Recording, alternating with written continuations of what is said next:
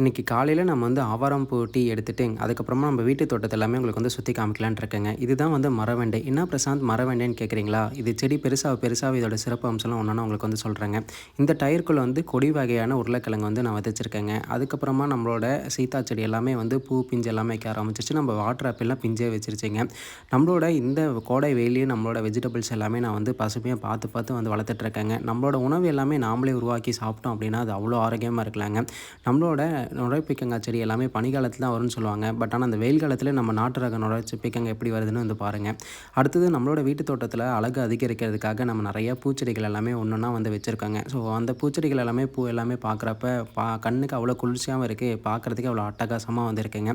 இது கூடயே நம்ம ஹெர்பல் ஹேர் ஆயில் பண்றோங்க. அதுக்காக சிவப்பு நாட்டு கொட்டமுத்து நம்ம நடவு செஞ்சிருக்கேங்க. நம்மளோட வாழையில பாருங்க, வாழைப்பழம் அந்த தார் பார்க்குறதுக்கே அவ்வளோ அருமையா இருக்கு. என்னைக்குடா இது சாப்பிடலாம் அப்படின்னு வெயிட் பண்ணிட்டு இருக்கேங்க.